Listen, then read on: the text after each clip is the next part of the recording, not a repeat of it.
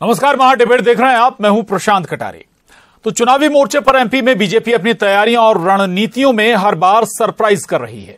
पहले चुनाव घोषित होने से पहले ही 39 सीटों पर नामों का ऐलान। अब दूसरे राज्यों के विधायकों को एमपी की 230 सीटों की ग्राउंड रियलिटी जानने का जिम्मा देना। सवाल कई हैं, जवाब भी लेंगे अपने पैनल से, लेकिन उससे पहले आपको रिपोर्ट दिखाते हैं।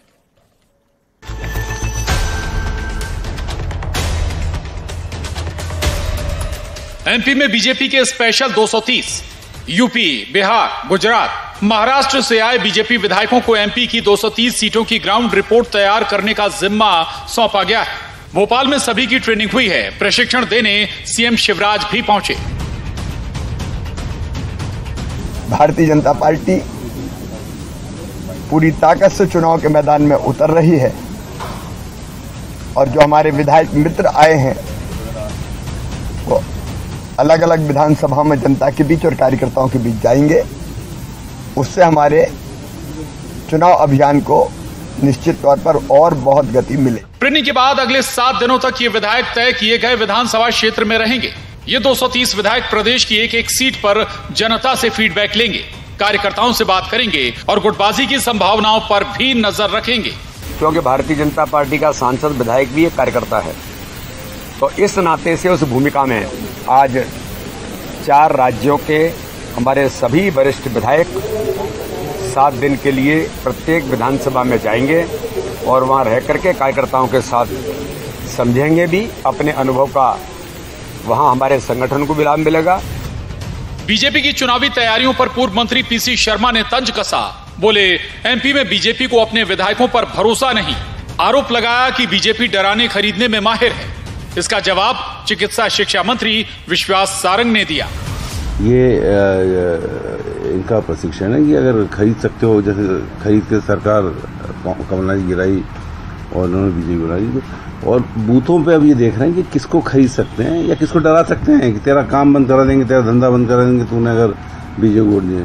तो ये इस बात को नहीं समझ रहे कि सेक्रेट वोटिंग होती है। वहाँ जाता है आदमी, चाहे वो जो आज की हालात है वो उसको ये समझेंगे खरीद लिया है, पर वो वोट नहीं देगा इनको।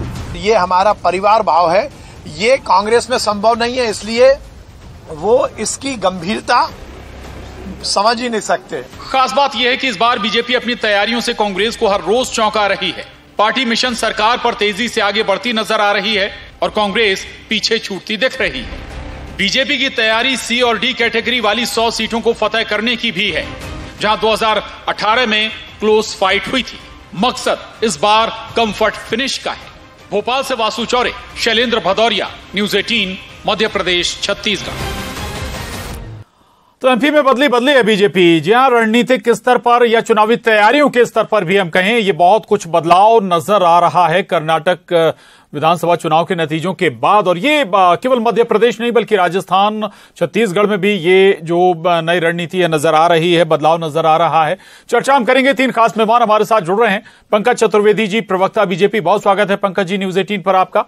प्रताप भानु शर्मा जी, पूर्व सांसद कांग्रेस, हमारे साथ हैं, बहुत स्वागत है प्रताप भानु जी आपका न्यूज 18 पर। और वरिष्ठ पत्रकार चैतन्य भट्ट जी हमारे साथ इस चर्चा में जुड़े हैं, आपका भी स्वागत है। पंकज जी, तमाम तैयारियां, ठीक बात है, अच्छी बात है, तैयारियां करनी भी चाहिए। चुनावी साल है, बहुत ज्यादा वक्त नहीं बचा है। आप इसे रणनीति बताएंगे, चुनावी तैयारियां बताएंगे, लेकिन कांग्रेस इससे कह रही कि भाई ये आपकी चिंताएं दिखा रही है, आपकी घबराहट दिखा रही है। देखिए प्रशांत जी, कांग्रेस तो इस समय आसन्न हार को देखकर हताशा और निराशा के दौर से गुजर रही है। और ये यदि कांग्रेस ऐसा कहती है कि भारतीय जनता पार्टी चिंता में है, तो ये कांग्रेस के बौद्धिक दिवालियापन का प्रमाण है। मध्य प्रदेश में भारतीय जनता पार्टी के जो हमारे विधायक कार्यकर्ता हैं, वो बाकी राज्यों में जहां चुनाव होता है भारतीय जनता पार्टी पक्ष के लिए काम करने जाते हैं। सारे भारतीय जनता पार्टी के देश भर के विधायक और सांसद मूलतः कार्यकर्ता हैं, और जहां भी जिस राज्य में संगठन को आवश्यकता लगेगी वो अपने कार्यकर्ता का उपयोग करेगा। वो कार्यकर्ता पद पर विधायक भी हो सकता है, सांसद हो सकता है, मेयर हो सकता है, जिला पंचायत अध्यक्ष, कुछ भी हो सकता है। तो ये हमारी चुनावी रणनीति का भाग है। हम तो सिर्फ ये कह रहे हैं कि हमने अपने 39 टिकट अनाउंस कर दिए। कांग्रेस पार्टी अभी अपना प्रभारी तय कर रही है। अग्रवाल जी को हटा दिया क्योंकि वो कमलनाथ जी की पहले कभी हर सीट पर आपने बाहरी विधायक हमेशा लाए थे क्या? हमेशा प्रशांत जी, मैंने तो उदाहरण दिया आपको कि मध्य प्रदेश के विधायक बाहर जाते हैं, बाहर के विधायक मध्य प्रदेश आते हैं। सर विधायक मूलतः कार्यकर्ता है ना सर भारतीय जनता पार्टी के, और यदि भारतीय जनता पार्टी संगठन की नीति के अनुरूप मध्य प्रदेश में 230 विधानसभाओं पर 7 दिन तक हमारे प्रवासी विधायक कार्यकर्ता कार्य करेंगे तो कांग्रेस को क्या आपत्ति है? हम कांग्रेस से पूछते हैं कि उनके भैया मम्मी दीदी कब आएंगे कब जाएंगे, भाई उनका विषय है ना, लेकिन हमारी रणनीति चिंता की है और कांग्रेस तान कर सोई है, पता ही नहीं कहां क्या है। दिग्विजय सिंह, कमलनाथ की गुटबाजी, उनका परिवारवाद, भ्रष्टाचार की गारंटी, इसको लेकर कांग्रेस को चिंता नहीं है। कांग्रेस में प्रभारी को लेकर उठापटक मची है, 2 दिन पहले नया प्रभारी बनाया। जी छोटा सा सवाल मेरा, उसके बाद मैं प्रताप भानु जी के पास जाऊंगा। पंकज जी, कहा यह भी जा रहा है कि भाई चिंताएं हैं आपकी, कार्यकर्ता नाराज हैं, उन्हें मनाना है, नेताओं में गुटबाजी है, उसे संतुलित करना, इसलिए बाहरियों को बुलाया गया। देखिए, भारतीय जनता पार्टी का कार्यकर्ता कांग्रेस को बूथ के स्तर पर ऐसी करारी टक्कर देगा कि कांग्रेस ध्वस्त और समाप्त हो जाएगी अब की बार मध्य प्रदेश में। ये तो थोड़ी बहुत जो राख में चिंगारी दिख रही ना कांग्रेस की, जो राख की चिंगारी, वो इस बार जनता समाप्त कर देगी भाजपा कार्यकर्ताओं के श्रम के आधार पर। ये गलतफहमी में देवदुर्लभ कार्यकर्ता को कमजोर समझते हैं कांग्रेस के लोग, ये इनकी भूलें बताएंगे इनको भारतीय जनता पार्टी के कार्यकर्ता कि वो किससे नाराज है। वो कांग्रेस के भ्रष्टाचार से, कांग्रेस के परिवारवाद से, कांग्रेस की छल कपट धोखे से नाराज है और उसको उत्तर देगा बीजेपी का कार्यकर्ता भारतीय जनता पार्टी के पक्ष में मतदान कराकर। अब की बार 200 पार 51% मत भाजपा के पक्ष में हर मतदान केंद्र पर। यह भाजपा के हर कार्यकर्ता का संकल्प है, वो सांसद हो, विधायक हो, छोटा कार्यकर्ता हो, बूथ अध्यक्ष से लेकर प्रदेश अध्यक्ष तक, राष्ट्रीय अध्यक्ष तक, सबका एक ही संकल्प। जी ठीक, चलिए बहुत सारी बातें आपसे निकल आई हैं, इसी को चर्चा को और आगे बढ़ाएंगे। प्रताप भानु शर्मा जी, संगठन स्तर पर तो तस्वीर हमेशा से साफ है, उस पर चर्चा नहीं करूंगा, लेकिन चुनावी तैयारियों में जरूर लग रहा है प्रताप भानु जी, हो सकता है कि पार्टी अंदर खाने जरूर तैयारियां स्वाभाविक है कर रही होगी, लेकिन ऐसा लग रहा है कि जब परिदृश्य सामने आता है तो बीजेपी कहीं आगे निकल गई तैयारियों में। देखिए कटारे जी, 39 सीटों पर, हारी हुई सीटों पर उम्मीदवार घोषित कर देने से बीजेपी के आगे निकलने की बात प्रमाणित नहीं होती। इतनी घबराई हुई है, इतने बीजेपी अपने हार से बौखलाए हुए हैं कि ये एक के बाद एक रणनीति बदल रहे हैं, एक के बाद एक नए प्रयोग कर रहे हैं। सबसे पहले तो आज मध्य प्रदेश सरकार और मध्य प्रदेश के संगठन भाजपा का है, इस पर केंद्रीय नेतृत्व को विश्वास ही नहीं है। उन्होंने टोटल मैनेजमेंट टेक ओवर कर लिया है, भूपेंद्र यादव को डिप्यूट कर दिया, उन्होंने वो वैष्णव उनके मंत्री हैं, केंद्रीय मंत्री अश्विनी वैष्णव, उनको डिप्यूट कर दिया, नरेंद्र तोमर को अध्यक्ष चयन समिति का बना दिया। अब जब चयन समिति का और चुनाव समिति का अध्यक्ष नरेंद्र तोमर को बना दिया तो दिल्ली से लिस्ट जारी हो रही है, दिल्ली में कैंडिडेट तय हो रहे हैं, मध्य प्रदेश में माफी के साथ आपको टोकूंगा प्रताप भानु जी, माफी के साथ टोकूंगा। क्या कांग्रेस में दिल्ली से नेताओं की नियुक्ति नहीं होती क्या? दूसरा ये कि अगर प्रयोग कर रहे हैं तो ये घबराहट का प्रतीक है या फिर कॉन्फिडेंस का? देखिए, कांग्रेस की प्रक्रिया है, जिला कांग्रेस कमेटी से नाम आते हैं, वो प्रदेश कांग्रेस तक प्रदेश इलेक्शन कमेटी में जाते हैं, इसके बाद सेंट्रल इलेक्शन कमेटी में दिल्ली जाते हैं। ऐसे ही अपने आप ऊपर वानी दिल्ली में बैठ के तय नहीं हो जाता है। और ये 230 जो विधायक जा रहे हैं विधानसभाओं में, ये इस बात का प्रमाण है कि इनको अपने विधायकों पर विश्वास नहीं है, इनके कार्यकर्ताओं पर विश्वास नहीं है, इनके संगठन की जिसकी ये ठसक हमेशा रखते थे। जो मैं सुन रहा था, ये कह रहे थे कि हम कांग्रेस कार्यकर्ताओं को खाक में मिला देंगे। इनको मैं जवाब देना चाहूंगा, हर खाक के आशिया पर बनाएंगे आशिया। ए वर्क, तू नशेमंद जला के देख, ये इनको चुनौती है। और इनकी सरकार अब खाक में मिल चुकी है, भ्रष्टाचार में गले गले तक डूब चुकी है। और जिस तरह से ये 230 लोगों को, बाहरी लोगों को लाके कार्यकर्ताओं के ऊपर सिर पे बिठा रहे हैं, ये इनकी हताशा का ही प्रतीक है। उन्हें मालूम नहीं है कि विदिशा का रास्ता क्या है, शमशाबाद का रास्ता क्या है, बैरसिया का रास्ता क्या है, उदयपुरा का रास्ता क्या है, होशंगाबाद का रास्ता क्या है, कौन से विधानसभा क्षेत्र। एक एक कोऑर्डिनेटर उनको दे रहे हैं जान पहचान के लिए, वो कार्यकर्ता का नाम नहीं बता सकते। जो बाहर से आ रहे हैं उनसे हम 25 नाम लिखवाना चाहें, 25 नाम नहीं लिख सकते। ये इतना कलेप्स हो गया है इनका सिस्टम, पैसा, प्रशासन, पुलिस, इसके बल पर इनकी सरकार काम कर रही है। और ये अब कार्यकर्ताओं में निराशा, घोर निराशा छा गई है। पंकज जी समझ लें इस बात को, नहीं समझ में आ रही हो तो। चलिए ठीक है, आपने कई सवाल उठा दिए, मैं रिएक्शन जरूर लूंगा। पंकज जी मैं आऊंगा, लेकिन पहले चैतन्य भट्ट जी को चर्चा में शामिल करेंगे। चैतन्य जी ये बताइए, वाकई जो इस वक्त नजर आ रहा है सरप्राइजिंग एलिमेंट है बीजेपी की ओर से, या फिर जो कांग्रेस दावा कर रही है घबराहट, चिंता, डर? देखिए प्रशांत जी, भारतीय जनता पार्टी हमेशा नए प्रयोग करने में सबसे आगे रही है। वो तरह तरह के प्रयोग करती है। पुरानी भारतीय जनता पार्टी जो एक परंपरागत तरीके से चुनाव में जाती थी, उसमें और इस भारतीय जनता पार्टी में बहुत अंतर है। ये तमाम तरह के नए प्रयोग करते हैं, जैसे आपने देखा कर्नाटक में प्रयोग किए या गुजरात में प्रयोग किए, पुराने लोगों को हटा के नए लोगों को टिकट दी, क्योंकि उनकी अपनी एक स्ट्रेटजी है और ये सब दिल्ली से तय होता है। ये 230 विधायक जो भारतीय जनता पार्टी ने अपने पूरे मध्य प्रदेश के लिए तैयार किए हैं, ये साबित करने के लिए किए हैं कि जो वहां का व्यक्ति है वो जाके वहां पर जाके बात करेगा, उन लोगों से बात करेगा, क्योंकि उसमें कई बार ये होता है कि लोकल जो नेता होता है या जो पर्यवेक्षक होता है वो कहीं ना कहीं किसी प्रकार से इम्प्रेस हो जाता है या उसका जान परिचय होता है। तो उसके पीछे एक सोच ये होगी कि एकदम से नए व्यक्ति को हम वहां भेजें जो किसी के इम्प्रेशन में ना आए और जो किसी को पक्षपात ना करे। एक स्ट्रेटेजी हो सकती है। ये भी कहा जा रहा है कि उनका जो सर्वेक्षण होगा वो काफी गुप्त होगा, लेकिन मुझे लगता है कि जब तक आप स्थानीय नेताओं से बात नहीं करोगे तब तक आप किसके माध्यम से कहां जाओगे, किससे बात करोगे, ये भी एक बड़ा सवाल है। लेकिन बहरहाल ये है कि जो चुनावी तैयारियां चल रही हैं उसमें निश्चित तौर पे भारतीय जनता पार्टी ने बाजी मार ली है। ये जैसे आप ये देखिए कि जो हारे हुए उम्मीदवार फिर से उन्होंने टिकट दी, ये भी एक प्रयोग है, नए तरीके का प्रयोग कि जब व्यक्ति एक बार हार चुका है, और उसमें कई व्यक्ति ऐसे भी हैं जो काफी लंबे मार्जिन से हारे हैं, लेकिन उन पे फिर दांव लगाना ये भी अपने आप में एक अलग तरीके का प्रयोग हो सकता है। मुझे लगता है कि ये जो भारतीय जनता पार्टी का जो एक प्रयोग है, इसमें सफलता कितनी मिलती है ये एक अलग मुद्दा है, लेकिन इसमें तो कोई शक नहीं कि उन्होंने अपनी 39 सीटें घोषित कर दी, लेकिन कांग्रेस की तरफ से भी बहुत सी सीटों पे फाइनल हो चुका है, बस उनकी घोषणा बकाया है। जैसे हमारे यहाँ भी 3-4 जो विधानसभा सीटें हैं उनके नाम लगभग तय हैं। अब वो कब तक घोषित होती हैं ये मुझे लगता है कि 2-4 दिन में हो सकता है उनकी तरफ से भी ये घोषणा हो जाए, क्योंकि अगर आप जल्दी कर देते हैं तो व्यक्ति को मतदाताओं से मिलने का अवसर मिलता है, लेकिन उसके साथ साथ उसका खर्चा भी बढ़ता है, क्योंकि जब से वो शुरू करता है अपना प्रयोग, अपना जो प्रचार तंत्र शुरू करता है तो उसमें पैसा लगना शुरू हो जाता है। लेकिन उससे एक फायदा जरूर होता है कि वो प्रत्येक मतदाता के कम से कम दरवाजे पे पहुंच अपनी बात कह सकता है। तो कांग्रेस और भारतीय जनता पार्टी के लिए ये चुनाव बहुत महत्वपूर्ण है, और इसलिए आप देखिए कि भारतीय जनता पार्टी का पूरा केंद्रीय नेतृत्व पूरी तरह से मध्य प्रदेश और छत्तीसगढ़ पे अपनी निगाहें गड़ाए हुए है, क्योंकि ये जो दोनों प्रदेश हैं ये भारतीय जनता पार्टी के लिए बहुत ही महत्वपूर्ण है।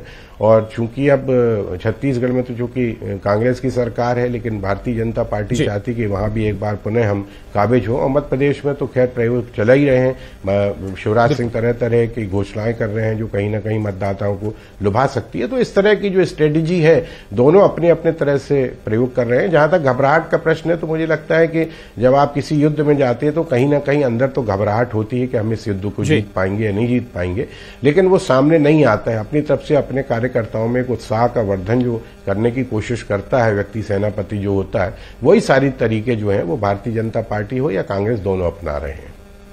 बिल्कुल, बड़ी बात आपने कही। हालांकि आपने कहा कि खर्च ज्यादा होता है, लेकिन एक दूसरा इसका साइड इफेक्ट ये भी है कि जब तक टिकट अनाउंस नहीं होता है तो तब तक कई कैंडिडेट टिकट की आशा में खर्च करते हैं या प्रचार अपने स्तर पर करते हैं, टिकट आखिरी में फाइनल होता है। पंकज जी आप रिएक्शन भी देना चाहते थे, और प्रताप भानु शर्मा जी हताशा भी बता रहे हैं। दूसरा एक सवाल और भी उठ रहा है कांग्रेस की ओर से कि भाई अब अपने विधायकों पर ही, बीजेपी विधायकों पर ही पार्टी को भरोसा नहीं रहा, या फिर एक और सवाल इसमें मैं जोड़ूं कि भाई क्या जनता को भरोसा नहीं रहा क्या अपने विधायकों पर? देखिए प्रशांत जी, मुझे लगता है कि पूरा पैनल इस मामले को लेकर असमंजस में मेरे सिवाय। सबसे पहले तो मैंने ये नहीं कहा कि हम कांग्रेस के कार्यकर्ताओं को राख में मिला देंगे। मैं कांग्रेस के कार्यकर्ताओं का नहीं, सबका आदर करता हूँ, मानव मनुष्य का आदर करता हूँ। मैंने कहा था कांग्रेस की जो राख स्थिति बची, चिंगारी उसकी बात थी, मेरी कांग्रेस की विचारधारा आशा था कार्यकर्ताओं को क्यों हम राख में मिलाएंगे, हम कांग्रेस के जैसे हिंसक थोड़ी हैं। तो हम सबका आदर करते हैं, विचारधारा का संघर्ष है। प्रताप भानु जी का बहुत आदर है, सीनियर सांसद है इस मध्य प्रदेश के। ये बात अलग है कि वो गुटबाजी के चलते कमलनाथ, दिग्विजय सिंह भी जो उपेक्षित हैं, भाई साहब को सम्मान नहीं मिल पा रहा है और पद नहीं मिल पा रहा। खैर दूसरा इस विधायक को विषय सर, अरे भाई साहब सुन तो लो भाई साहब, सुन तो लो। दूसरा ये विधायक होंगे, धन्यवाद। अरे सर सुन तो लीजिए, ये विधायक कितने दिन के लिए आ रहे हैं सर? 7 दिन के प्रवास पर है सर। क्या 7 दिन के प्रवास में सब कुछ इनके ऊपर छोड़ दिया है? कौन सी चेतन जी ने भी कहा कि ये तो चेतन भाई साहब को भी शायद जानकारी नहीं, क्योंकि वो भी बीजेपी के कार्यकर्ता नहीं है। सवाल है ना कि 7 दिन के लिए बुला क्यों? सर सुन तो लो सर, मतलब मैं यही तो कह रहा हूं कि ये मतलब ये भारतीय जनता पार्टी ये भी नहीं तय कर सकती कि अपने किस कार्यकर्ता का कहां प्रवास सुनिश्चित करेगी, उस कार्यकर्ता को रणनीतिक तौर पर क्या काम देगी। मैं स्क्रीन पर बता दूं कि हम क्या काम करेंगे। यही बोल रहा हूं आपसे कि हमको पता है कि हमारे जो विधायक कार्यकर्ता प्रवास करेंगे 7 दिन का, 20 तारीख से लेकर 27 तारीख तक, उनका क्या काम है। और निश्चित तौर पे यदि कोई कार्यकर्ता लोकल का जाएगा, मान लीजिए मैं किसी दूसरे राज्य में जाता हूं, मैं दूसरे शहर में जाता हूं, तो एक मुझे कोऑर्डिनेटर मिलते हैं जो स्थानीय स्तर पर सबको जानते हैं। मैं तो मध्य प्रदेश का हूं, ठीक है। सारे कार्यकर्ता देती है। प्रवास की परंपरा है भारतीय जनता पार्टी की। आप प्रवास में जाते हैं तो आपको एक स्थानीय स्तर पर एक सहयोगी मिलते हैं जिनका काम आपके स्थानीय स्तर पर सामने कराना है। हम हमारे विधायकों से 7 दिन में क्या कार्य लेंगे, हमारी रणनीति का विषय। ठीक है, आपने बिल्कुल ठीक सवाल किया कि कांग्रेस के दिल्ली के नेता ऑब्जर्वर, सीनियर ऑब्जर्वर जो बन रहे हैं, वो क्या टहलने आ रहे हैं मध्य प्रदेश, घूमने के लिए आ रहे हैं? जी थोड़ा वक्त जल्दी रिएक्शन लेंगे। जी माफी चाहूंगा, बिल्कुल आप ही के पास आ रहा हूं। प्रताप भानु जी, आप रिएक्शन भी दीजिएगा। और एक सवाल ये भी है कि भाई सवाल तो बड़ा स्पष्ट है कि भाई क्या कांग्रेस में इस तरह की प्रक्रियाएं होती हैं क्या, जो सवाल बीजेपी उठाती है कि भाई आप परिवार की पार्टी हैं, कैडर बेस्ड आप पार्टी नहीं है, आप इन चीजों को समझेंगे कैसे? जी, हमारी पार्टी सुगठित है, संगठन पर आधारित है। मध्य प्रदेश में आज की तारीख में कमलनाथ जी के नेतृत्व में हम पूरे मध्य प्रदेश में मंडलम, सेक्टर, हर जिले में पोलिंग बूथ तक पहुंच गए हैं। और इनका संगठन प्रशासन के बैसाखियों पर चल रहा है। ये अपनी बात तो स्वीकार करेंगे नहीं पंकज जी, पर ये जानते हैं कि आज काम कैसे हो रहा है, जिसकी वजह से पूरा टेक ओवर करना पड़ा केंद्रीय नेतृत्व को। मोदी जी और अमित शाह के लिए आज इनके हाथ में कुछ नहीं रह गया है। शिवराज सिंह के हाथ में कुछ नहीं है और वी.डी. शर्मा के भी नहीं है। पिछले चुनाव में कटारी जी में याद दिलाना चाहूंगा, इनका नारा हुआ करता था कि माफ करो महाराज हमारा नेता शिवराज, और इस चुनाव में हो गया नारा माफ करो शिवराज अब जनता है नाराज। अब क्या करेंगे ये? इसलिए अब इनका पूरा काम अपने दूसरों के आधार पर, दूसरे बैसाखियों पर हो रहा है। जहां तक कांग्रेस संगठन का सवाल है, मैं बताना चाहूंगा आपको कि ऑब्जर्वर आते हैं, केंद्रीय ऑब्जर्वर आते हैं, और हर एक 7-8 सीटों पर संसदीय क्षेत्र की जो एक परिसीमन होता है उस पर एक ऑब्जर्वर नियुक्त होता है। बीजेपी में भी यही परंपरा होती थी। ये बिल्कुल प्रोसेस लगभग समान। ठीक है, सवाल जवाब और कोऑर्डिनेशन आरोप प्रत्यारोप भी चलते रहेंगे। प्रताप भानु जी, समय थोड़ा कम है, मैं चैतन्य जी के पास जाऊंगा। हर विधानसभा क्षेत्र में एक आदमी बाहर से बुलाकर भेज रहे हैं। अपने कार्यकर्ताओं पे भरोसा नहीं है, अपने ठीक बात है। चलिए, कांग्रेस भी तैयारी कर रही है, इस बात से कोई इनकार नहीं करेगा। बिल्कुल कोई इनकार नहीं करेगा। चैतन्य जी, आप जिक्र कर रहे थे प्रयोग धर्मिता का। 2014 के बाद वाकई बीजेपी बदली हुई नजर आती है, हर जगह प्रयोग धर्मिता नजर भी आती है। और इस बार कहा जा रहा है एमपी में सीटें कैटेगराइज की गई हैं और अभी जो फोकस है उन सीटों पर। नहीं, देखिए, जैसा अभी पंकज जी ने भी कहा कि हमारे कार्यकर्ता जाते हैं, लेकिन मुझे लगता है कि ये जो 230 विधायक हैं, ये तो पहली बार आ रहे हैं। 2018 में भी चुनाव हुआ था, उसके पहले भी चुनाव हुआ था, तब तो इतनी बड़ी संख्या में कोई बाहर से नहीं आए थे लोग।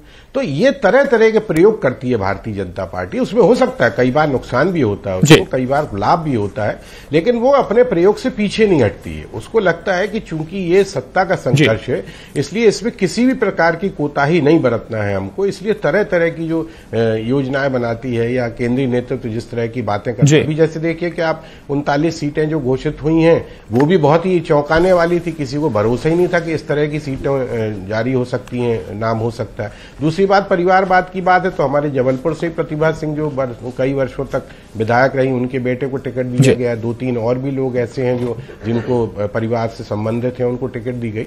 देखिए, ये सारी चीजें जो है, ये कहने की बातें अलग हैं और करने की बातें अलग हैं। राजनीति में अब लोग ये कहने लगे कि राजनीतिज्ञों का कथनी और करनी में फर्क होता है, लेकिन चूंकि उसको सत्ता का संघर्ष उसके सामने है, तो इसलिए वो जो कहता है उससे अलग हटके भी कई बार ऐसी चीजें करना पड़ती हैं जो सत्ता को पाने के लिए जरूरी होती है। होती हैं। तो मुझे लगता है कि ये जो जिस तरह का भी प्रयोग भारतीय जनता पार्टी कर रही है, अगर 7 दिन वहां रह भी रहे हैं वो, तो 7 दिन में क्या पता लगा लेंगे या क्या लोगों से। ये जरूर है कि उनकी योजनाओं का जो अभी घोषणाएं की हैं, चाहे वो लाडली बहना वाली हो, चाहे और भी दीगर हो, उनका संभव चैतन्य जी कुछ जो लोकल का आदमी या प्रदेश का आदमी या नेता शायद जो फीड ना निकाल पाए, वो शायद ये दूसरे राज्यों से आए विधायक वो फीडबैक पार्टी के लिए दे पाए। माफी चाहूंगा, चर्चा को यहीं खत्म करेंगे, वक्त बचा नहीं, एक्सीड हो गया है टाइम। बहुत शुक्रिया चैतन्य जी, प्रताप भानु शर्मा जी, पंकज जी, बहुत शुक्रिया चर्चा में शामिल होने के लिए। डिबेट में इतना ही।